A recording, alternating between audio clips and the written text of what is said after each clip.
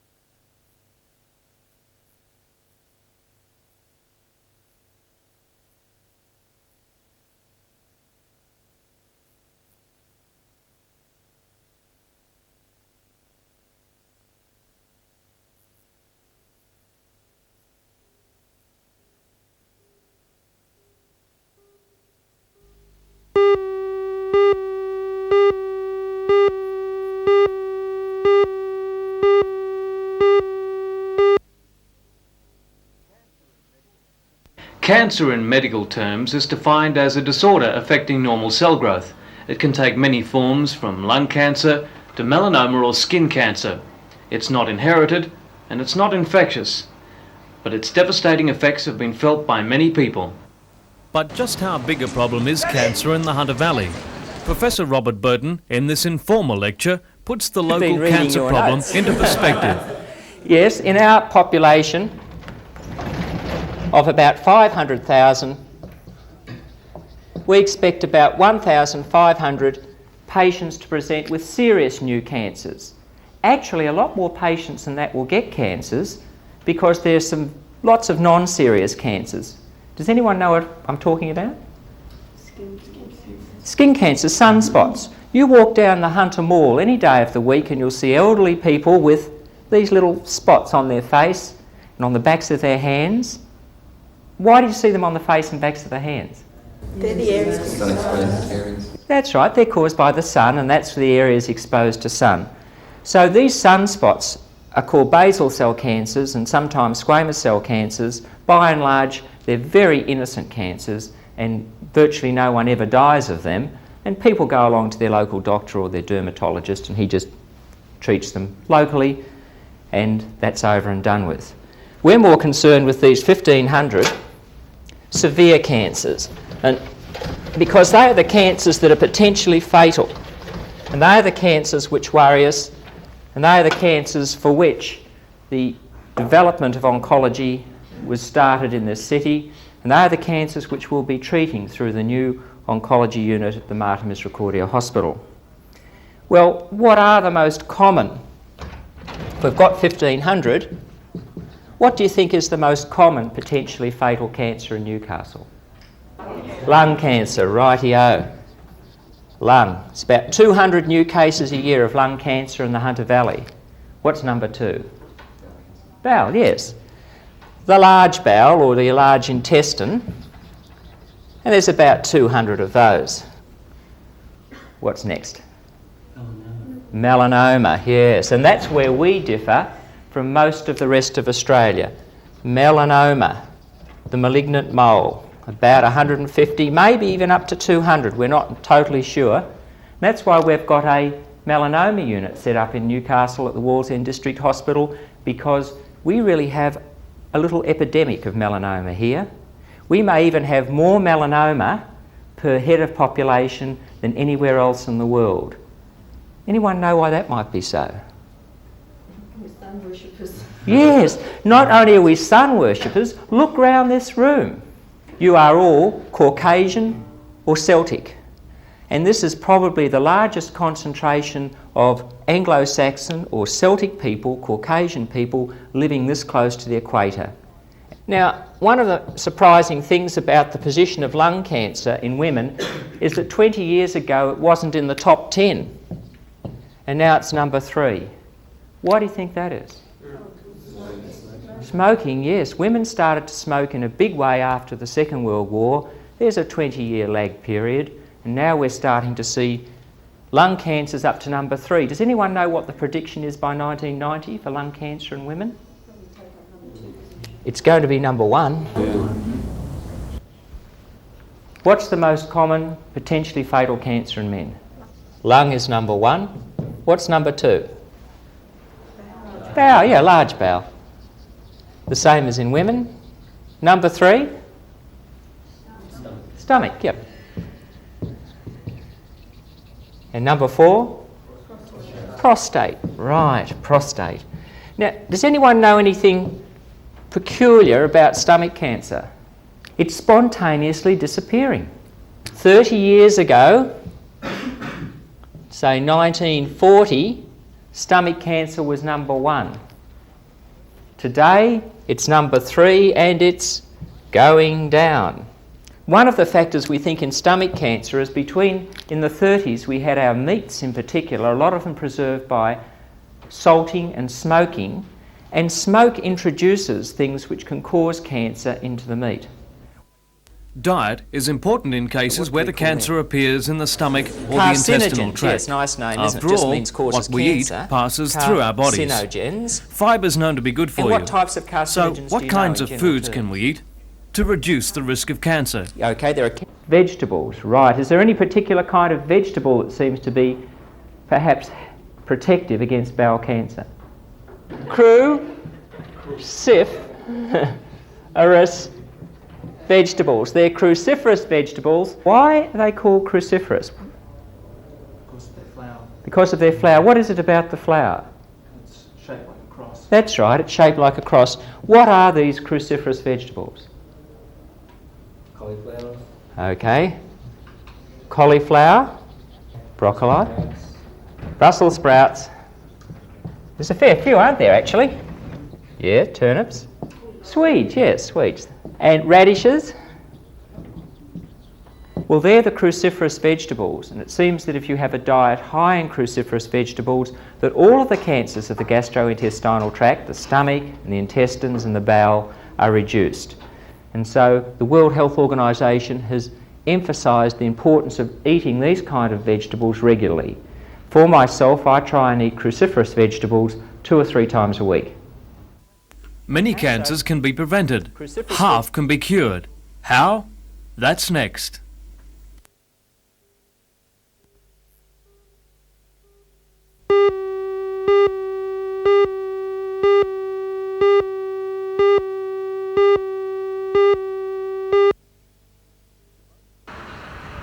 To most people, it's surprising that almost every second case of cancer reported in the Hunter Valley will be cured, and that figure can be expected to improve with the completion of the oncology unit. Many cancers can also be prevented. Of the common cancers, are there any steps we could take tomorrow in Newcastle to start preventing cancers? Stop smoking. Stop smoking, yes. 1/3 of all male cancers in the world, cancer deaths in the world, 1/3 of all males in the world who die of cancer die of tobacco-related cancer. In Australia, it's from smoking. In India, it comes from chewing tobacco with betel nuts, and these people die of cancers around the head and neck and in the mouth. So if we could stop people using tobacco tomorrow, 1/3 of all the males who die of cancer wouldn't die of cancer. And, you know, to put it in absolute terms, if you're 35 years of age and you don't smoke, you will live 10 years longer than your friend, a male who's 35 and does smoke. You get an extra 10 years of life. What other of the common cancers is preventable? Melanoma. Melanoma. Melanoma is caused by sunlight. And what's more, it seems to be sunburn. My son, who goes to Newcastle High, tells me that all his friends have this kind of idea that the way you get a really decent suntan each summer is you set it off with a good sunburn, you see. Well, the research that's been done around Australia suggests it's the number of sunburns you get before you're 15 years of age that are important in getting melanoma. It's not just going out and getting a sensible tan or working out in the fields. It's the number of severe sunburns you have before the age of 15.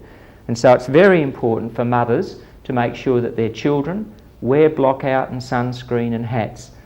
You can get a healthy tan without any risk of melanoma, but repeated sunburns are something that really must be avoided, and that's something that you as doctors, and all of us I suppose, need to tell the people that live here in Newcastle, because we've got a big problem with melanoma. In the morning and it's down at the beach. You pick a good spot and you take your seat. But it's your first day, so you gotta beware. The sun's beating down, so you gotta take care. It doesn't take too long when you find out you've done it wrong. You've done a bit further than you wanted to. Here's what you gotta do. Get a little every day. You get a sunburn, and right away you're about as brown as the berry, but you can't lie down. Better let yourself cool down. In most cancers, it's not the little lump which kills, it's the spread of the cancer to vital organs, such as the brain or the lungs. Early detection of cancer is vital. In this area, there's reason for some guarded optimism. 80% of all patients in the Hunter Valley who have a melanoma will be cured because they present early enough for us to cut out the melanoma before it spread. What other kind of cancers can we see? Well, you can't see it, but you can feel it. And so if we can get women to do breast self-examination and come along with very small breast cancers, then not only can we take out the breast cancer earlier, but we can mostly conserve the breast. So the smaller the breast cancer, the better the treatment. What other kind of cancers can people have checkups to detect early? Cancer of the neck of the womb. I think most women should have heard of a pap smear, and the pap smear detects cancer of the neck of the womb so early that it's not even really a cancer, and it can be easily treated and cancer prevented. Okay, well, we've talked about preventing cancer and detecting it early, but what age are most patients when they present to their doctor with cancer? Are they young, middle-aged, elderly? Most patients are over 60. Most patients are over 60. More than 2/3 of patients who present with a serious cancer to their doctor in the Hunter Valley, or in Australia for that matter, will be over 60. Most of them will live 5 years or more from the time of diagnosis. So it's not a disease that kills people rapidly, even when they do get cancer, and what's more, it doesn't in the main affect young people. There are childhood cancers, but they're uncommon. And what sort of treatments will they need to cure them? Surgery. Okay, of that 1,500, of the half who are cured, about 450 cured by surgery. About 150 will be cured by radiotherapy. Yeah, and about 75 are cured by chemotherapy. So almost half of these patients are going to be cured. Most, you can see, will be cured by surgery, and surgery still remains the backbone of our treatment of patients. However, we've gotten about all we can get from surgery. There's no new magical cancer operations to be done. The improvements in the future are going to come from radiotherapy and chemotherapy. For example, in 1970, hardly anyone would have been cured by chemotherapy, so in 10 years, we've come a fair way with chemotherapy. With better radiotherapy equipment, we'll do better here too. And I think that's an important point, because we need to know what sort of radiotherapy equipment we're going to get in Newcastle. There's no doubt the better the radiotherapy equipment you get, the more cures there will be by radiotherapy. So I'll cross out surgery, because for improvements, we're looking to improve radiotherapy and chemotherapy. Well, what sort of radiotherapy equipment are we going to have in Newcastle? Does anyone know if it's good, bad or indifferent? Or it is the most advanced machine of its type in the world, and it is by far and away the best machine in Australia or New Zealand, and probably in the Southern Hemisphere. So Newcastle will have the best radiotherapy in Australia starting in 1986, and we would expect that number to go